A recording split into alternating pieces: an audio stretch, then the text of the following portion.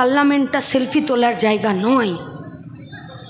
পার্লামেন্টটা বাপের বেটার মতন বুকের ধক আর মেরুদণ্ডটা সোজা রেখে, কোমরের চোরকে ঠিক রেখে, চোখে চোখ রেখে দেশ বেচার বিরুদ্ধে দেশকে বাঁচানোর লড়াই। কে লড়বে? কে? এই গোটা এলাকা জুড়ে যে সমস্ত ছোট ছোট ব্যবসায়ীরা আছেন, আমরা আপনাদেরকে প্রশ্ন করছি, কাপড়ের ব্যবসায়ী যারা আছেন, বুকে হাত দিয়ে বলুন তো, আজ থেকে 7, 8, 10 বছর আগে, বিশেষত এই পশ্চিমবঙ্গে মমতা ব্যানার্জির সরকার আসার আগে, আপনি যা ডোমেস্টিক আর কমার্শিয়াল লাইনের ইলেকট্রিক নেবার যে ফারাক ছিল, সেই ফারাকটা আজ কোথায় গিয়ে পৌঁছেছে? कमर्शियल लाइन नहीं, अपनी आज के कत इलेक्ट्रिक बिल दीछेन, कहीं भी कभी भी फुर्सत से किसी भी कपड़ा बेचने वाला दुकानदार से जाकर बात कीजिए, हर साल कपड़ा का डिजाइन चेंज हो जाता है। ये এখন চলছে না সেলের বাজার, এখন চলছে তো সেলের বাজার, কাটা ফাটা পুরনো, শুধু এইটা নয়, গোডাউনে মজুদ করা নতুন জামা কাপড়, ডিজাইনার জামা কাপড় কম দামে ছেড়ে দিতে হচ্ছে। কি বলছে দোকানদাররা? বলছে যা ইনফ্রাস্ট্রাকচার, যা বিল দিতে হচ্ছে, সেই বিলের কাপড় আমি বিক্রি করতে পারছি না। কেন? প্রতিদিন প্রতি বছর এর ডিজাইন পাল্টে যাচ্ছে, আমার কাছে জামা কাপড় বিক্রি করা যাচ্ছে না, তাই 600 টাকার মাল 200 টাকাতেও ছেড়ে দিতে হচ্ছে। কি খাবে ও? কি লেখাপড়া শেখাবে ওর বাচ্চাকে? কি ট্রিটমেন্ট করাবে ওর বাবা মার? যে লেখাপড়াতে বাপের পকেটে যদি টাকা না থাকে, তাহলে সেই তার বাচ্চা স্কুলে লেখাপড়া শিখতে পারে না। কোথায় আছে জেনারিক ওষুধের দোকান? কোন হসপিটালের সামনে আছে ফেয়ার প্রাইস শপ? কোথায়?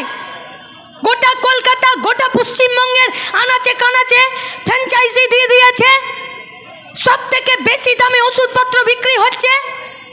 কি খাবে ও? जिनिसपत्रेर एत दाम, लेकिन वोट से पहले मोदी जी बोलते हैं कि देखो गैस का दाम हम फिर से 100 रुपए घटा दिए। अरे आपका चेला रामदेव तो जिस बार आप आए नहीं थे, तब आपका नाम लेकर वो बोल रहे थे कि मोदी को एक बार वोट दो, 350 में गैस सिलेंडर आपको मिलेगा। वो गैस सिलेंडर 350 से 1200 रुपए हो गया था।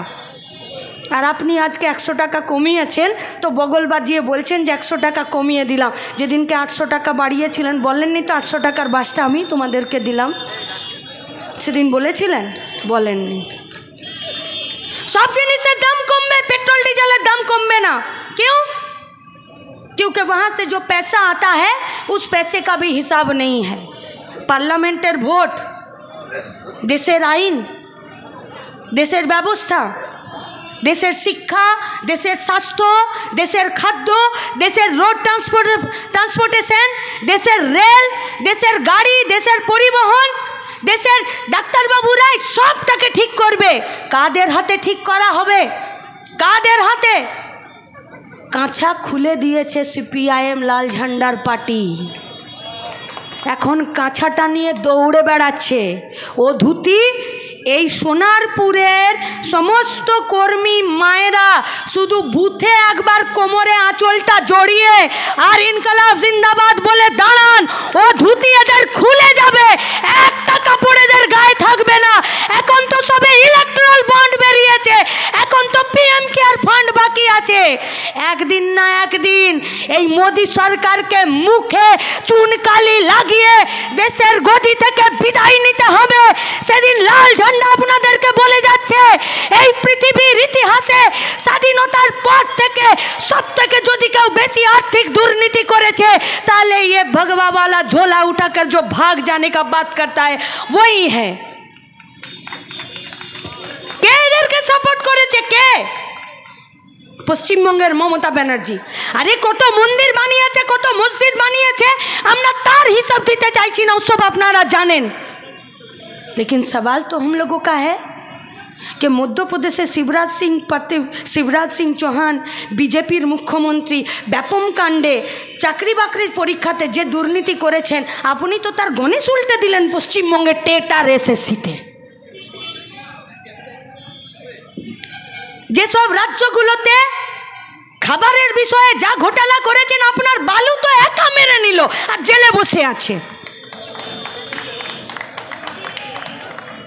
আপনার এখানকার ডিয়ার লটারির যে মালিক, সে তো আপনাকেও খুশি রেখেছে 500 কোটি টাকা দিয়ে, আর দাদাকেও খুশি রেখেছে 100 কোটি টাকা দিয়ে। অথচ দেখুন অনুব্রতর মেয়েরও নামে উঠে যাচ্ছে ডিয়ার লটারি। কে আলাদা আছে? পলিসির ক্ষেত্রে লড়ছে, লড়াইটা চলছে গোটা রাজ্য জুড়ে, গোটা দেশ জুড়ে। ছাত্র যুবরা লড়ছে, মহিলারা লড়ছে, কৃষকরা লড়ছে, সরকারি কর্মচারীরা লড়ছে অধিকারের দাবিতে, বেঁচে থাকার দাবিতে। তাই যারা বলছে এই পাবি কি সেই পাবি, এই পাবি না কি সেই পাবি না, ভোটটা কোথায় দিবি ঠিক করে বল, আমরা বলছি অনুদানে যদি বেঁচে থাকতে চান ভাগাড়ের রাস্তা খোলা আছে। এদিকে অনুদান নেই কিন্তু অধিকারে বাঁচার জন্য মাথা উঁচু করে পথ চলার রাস্তা আছে। ঠিক আপনাদেরকে করতে হবে। তাই আপনাদের কাছে আমাদের অনেক আশা, বিশ্বাস, ভরসা নিয়ে আমাদের কর্মী, আমাদের মায়েদের কাছে আমাদের আবেদন, লড়াই শুধুমাত্র পেট বাঁচাবার জন্য হয় না, লড়াই এই সম্মান বাঁচানোর জন্যও হয়। আর সম্মান যখন বাঁচাতে হয় তখন দাঁত কামড়ে মাটিতে চুপচাপ পড়ে থাকতে হয়, সেটা হয় বুথ আর সেটা হয় নিজের পাড়া। তাই আজকে খাদ্য, বস্ত্র, অন্ন, বাসস্থান, চিকিৎসা, শিক্ষা এসব তো জলাঞ্জলি দিয়েছে, বাকিটুকু আছে শুধু মান সম্মান।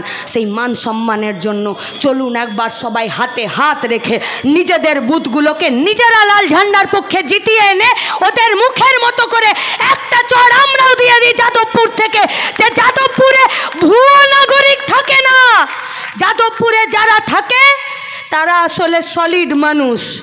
দেখেছেন তো যাদবপুরেরই সুজনদা দুদিন আগে ফুটবলের শট মারছিল, আমি তো দেখলাম রিলসে, দেখেছেন নিশ্চয়ই।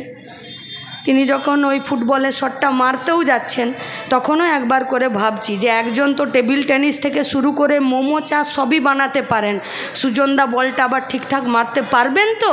কিন্তু কয়েক সেকেন্ডের মধ্যে লাল ঝান্ডার সৈনিক সুজনদারা দেখালো যে যেটা জানি সেটা খেলতেও জানি, যেটা জানি না তার পাশ দিয়ে মারাই না।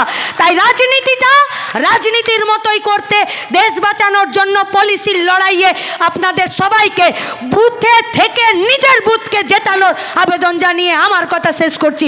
ইনকলাব জিন্দাবাদ।